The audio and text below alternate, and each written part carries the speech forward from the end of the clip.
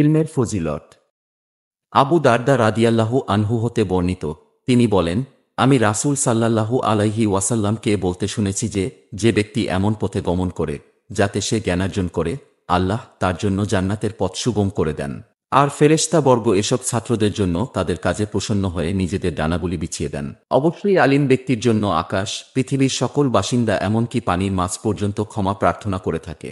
আবেদের উপর আলিমের ফজিলত ঠিক তেমনি যেমন সমগ্র নক্ষত্রপুঞ্জের উপর পূর্ণিমার চাঁদের ফজিলত। উলামা সম্প্রদায় পয়গম্বরদের উত্তরাধিকারী।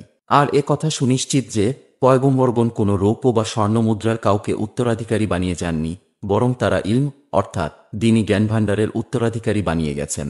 সুতরাং যে ব্যক্তি তা অর্জন করল সে পূর্ণ অংশ লাভ করল। আবু দাউদ হাদিস নম্বর 3641, দারেমি হাদিস নম্বর 342, রিয়াজুস সালিহিন। আল্লাহ তাআলা সূরা তাহা এর 114 নম্বর আয়াতে বলেন, ফাতাআলা আল্লাহুল মালিকুল হক ওয়ালা তা'জাল বিল কুরআনি মিন ক্বাবলি আন ইউকদা ইলাইকা ওয়াহয়ুহু ওয়া কুর রাব্বি জিদনি ইলমা।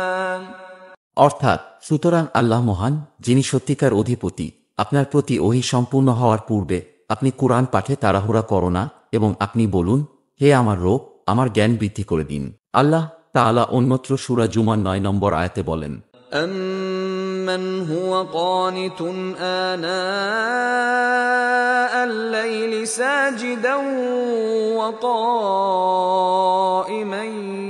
يَحْذَرُ الْآخِرَةَ وَيَرْجُو رَحْمَةَ رَبِّهِ قُلْ هَلْ يَسْتَوِي الَّذِينَ يَعْلَمُونَ وَالَّذِينَ لَا يَعْلَمُونَ إِنَّمَا يَتَذَكَّرُ أُولُو الْأَلْبَابِ।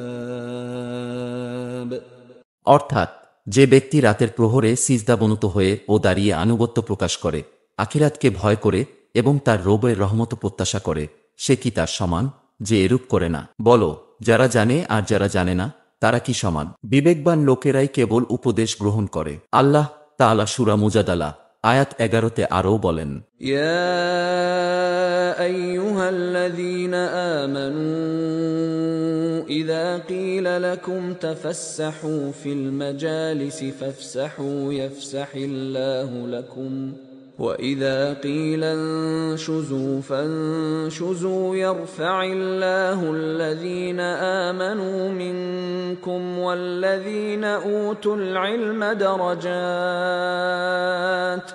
وَاللَّهُ بِمَا تَعْمَلُونَ خَبِيرٌ।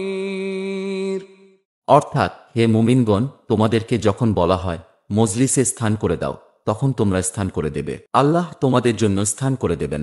আর যখন তোমাদেরকে বলা হয় তোমরা উঠে যাও, তখন তোমরা উঠে যাবে। তোমাদের মধ্যে যারা ঈমান এনেছে এবং যাদেরকে জ্ঞান দান করা হয়েছে, আল্লাহ তাদেরকে মর্যাদায় সমুন্নত করবেন। আর তোমরা যা করো, আল্লাহ সে সম্পর্কে সম্যক অবহিত। সূরা ফাতিরের 28 নম্বর আয়াতে আল্লাহ তাআলা আরও বলেন, وَمِنَ النَّاسِ وَالدَّوَابِّ وَالْأَنْعَامِ مُخْتَلِفٌ أَلْوَانُهُ كَذَلِكَ إِنَّمَا يَخْشَى اللَّهَ مِنْ عِبَادِهِ الْعُلَمَاءُ إِنَّ اللَّهَ عَزِيزٌ غَفُورٌ। অর্থাৎ আর এমনইভাবে মানুষ, বিচরণশীল প্রাণী ও চতুষ্পদ জন্তুর মধ্যেও রয়েছে নানা বর্ণ। বান্দাদের মধ্যে কেবল জ্ঞানীরাই আল্লাহকে ভয় করে। নিশ্চয় আল্লাহ মহাপরাক্রমশালী, পরম ক্ষমাশীল। মুয়াবিয়াহ রাদিয়াল্লাহু আনহু হতে বর্ণিত, তিনি বলেন, রাসূলুল্লাহ সাল্লাল্লাহু আলাইহি ওয়াসাল্লাম বলেছেন, আল্লাহ যার মঙ্গল চান তাকেই দ্বীনি জ্ঞান দান করেন।